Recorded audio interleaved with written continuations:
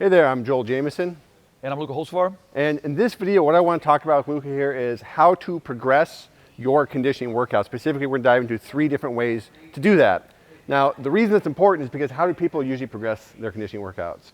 Work till you're tired. Work till you're tired, exactly. So like, okay, my conditioning is good. How do I make it better? Well, I must just get a little bit more tired before the next workout or in the next workout. So it's really easy to understand strength progression, right? I can lift heavier weights, I can do more sets and reps. And really the same concept applies to conditioning. We just have to understand how to actually build that into our weekly progressions as we're improving our conditioning. So the first one, and this is where you should generally start, is increasing volume. Okay, now volume can take a lot of different forms, but volume is just the first step to adding more stress, which is what progression in this case is all about, progressive overload. So we can add more volume by doing a few things, right? So one, we can do more minutes. So if we're doing some sort of heart rate based method where we're going for 5, 10, 15, 20 minutes, we can just add a few minutes on, right? You don't have to go from 10 to 40, but we just add a few more minutes during the next session. Number 2, if we're gonna add basically more volume, we can also look at adding more total time across the week. So not just the workout, but the actual week itself. And this will come to frequency, which we'll talk about in a minute.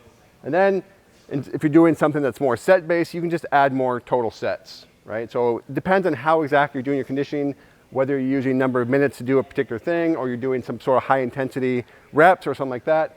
You can just increase the number of sets. And this is, again, where you want to start. So you want to gradually increase your volume, usually over a 4 or 6 week period. And as you do that, you're applying more and more stress to your body. And we'll touch on a couple of more things, but this is easy to just understand. If you're doing like aerobic capacity work, circuits, and you got your say heart rate monitor on, your Morpheus on, it's like, okay, week 1, 20 minutes, week 2, 22 minutes, week 3, 24 minutes, and so on and so forth. Exactly. That's or sets what we do, for instance, explosive repeats, a couple of sets more the next week, and it just keeps building up. So that's a real world example of how we'd use volume broken down to how Joe talked. Exactly. So it's just volume means doing more of the same thing. Okay, that's different from number 2, which is increasing your intensity. Okay, and unfortunately, this is where people tend to go first, when realistically you want to go here first because you want to build the overall capacity for that before you start upping the intensity. But the way we can increase our intensity and conditioning is fairly straightforward.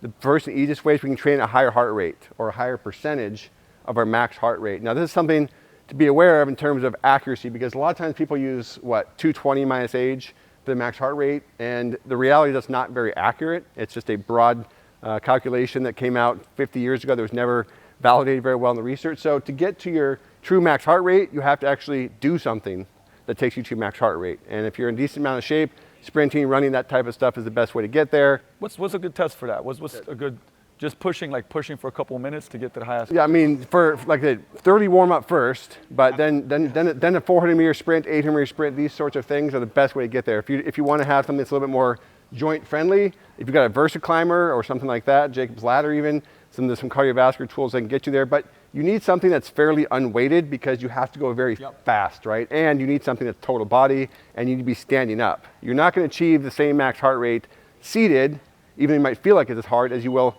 standing. So you want something standing, full body, fast, and that leaves running as by far the best choice there. And if you don't have the capacity, then don't go there, but just be aware that the better shape you get in, the more you're going to want to test this. Now, this is a good point though, because this can be really off, okay? Especially because it goes based on age. And then you look at, somebody like me that's in early 40s, my heart rate would be, based on these calculations, very low.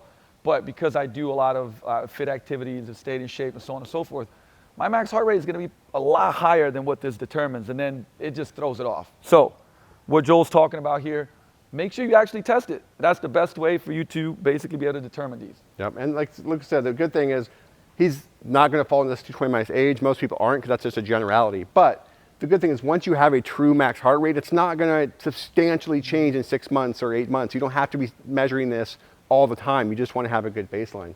So increase the heart rate that you're trained at, but there's also a second way here. We can decrease our rest intervals.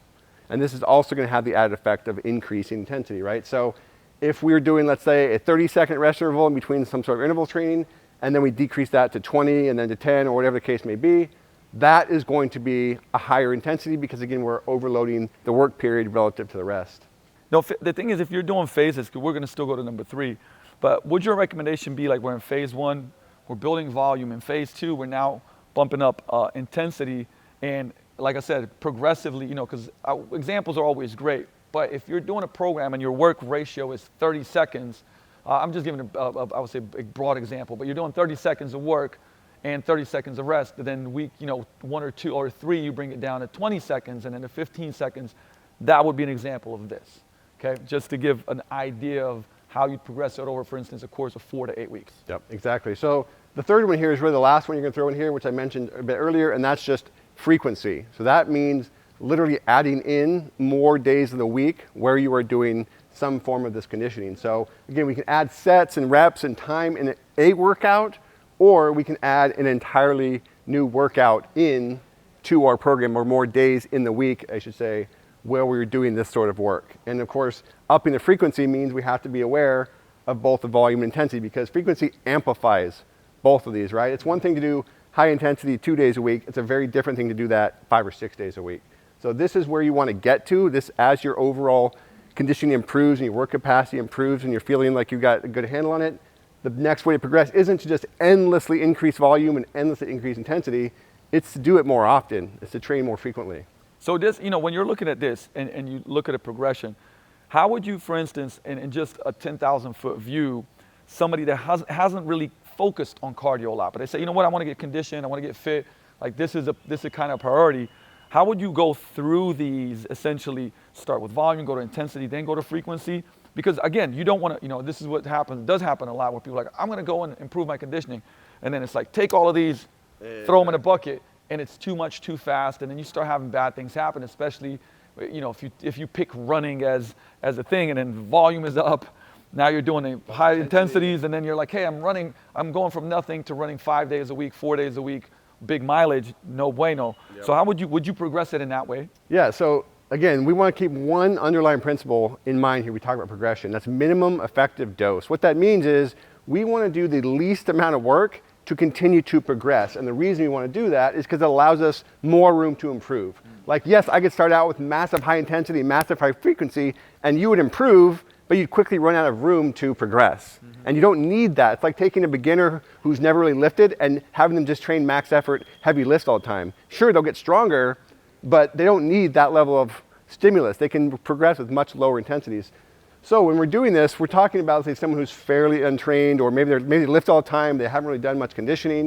You know, you just want to start the minimum dose here that's going to make you better. And for most people, that can be 3 to 4 days a week. It could be mostly lower intensity with maybe 1 day of the higher intensity. And then I want to start adding in how much of this stuff I'm doing. So as Luca mentioned, maybe I go from 15 minutes to 20 minutes, to 20 minutes to 25 minutes. I tend to progress in small increments because just a little bit extra is what the body needs to continue to get better.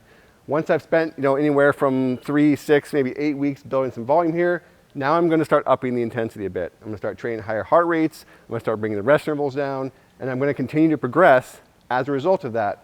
Once I've kind of gone through these both ends of this, and I feel like my conditioning is improving, but I'm starting to fail and not get a whole lot better, I'm starting to kind of feel like I'm plateauing, this is then when I'm going to add the frequency. So you want to add these things as you have to, not just for the sake of doing it. You want to do it because it's what you need to continue to progress. So looking at, you know, this is an important part. We've talked about this before, but, you know, implementing this into, like I said, also your strength training and knowing which days you're doing it on is key, but that's something also, Joe, that you teach where? Yeah, exactly. So we got to figure out what are our priorities, okay? If our goal is to improve our conditioning, it means that our strength is really just going to be maintained. We're not going to try to improve our strength and our conditioning at the same time unless you're a relative beginner to training as a whole. If you are a complete beginner, you can throw it all in one program and one workout and you're going to get better because you're starting from a low point. Once you've trained enough to get some decent level of fitness, you have to focus. That means putting your time and effort focusing on conditioning and maintaining your strength. So I'm going to still do 2 to 3 strength sessions a week, somewhere in this mix here, but I'm going to keep my volumes much lower than if my goal was to increase my strength and just maintain my conditioning. So again, because you do need volume and intensity for conditioning, we can't then double up and have just as much volume and intensity on strength as when we are only focusing on strength. So exactly where you fit that in kind of depends on your overall weekly schedule. But again, the key point is if our goal is to improve conditioning, that's where our focus is going to lie. So listen, this is a great example here, because if you're currently, so your strength training program, and I'm glad you made this point, because if my strength training program is 3 to 4 days a week, there's a certain volume, a certain intensity, and I go, I want to improve my conditioning, bam, now all of a sudden we throw this in, 3 days a week and continue to keep that volume high, we're not going to get the best results again, right? Exactly. So this is important. Yeah, so you just want to understand your body has limited energy reserves that it can use to get better at whatever it is it's trying to get better at. And you want them to all go into what it is that you're focused on improving. So yeah, you could do strength, you could do conditioning at the same level, but you wouldn't improve as much because you're splitting that energy across multiple different modalities or multiple different focuses. And it's important to avoid that as much as you can. So with that said, make sure that you make a priority of whatever it is that it's a priority. Keep the goal, as Dan John would say, and use this as you're progressing your conditioning. Like I said, whether your goal is to just make sure you're pushing this, or to have a mix of it. And again, if you want a mix of that, I'm a huge fan, obviously, of Joel's certification. Make sure you check that out, because all of this is taught exactly how to do it, no matter what the goal is. Exactly. And I also put together an 8-week conditioning program. If you want to just see how this works, I have an 8-week conditioning program called Metamorphosis, where I literally use this exact template from an 8-week perspective, and you can see literally exactly how I do it, and then you can continue to build on that moving forward. So check that out in the comments. Check it out below. Take care.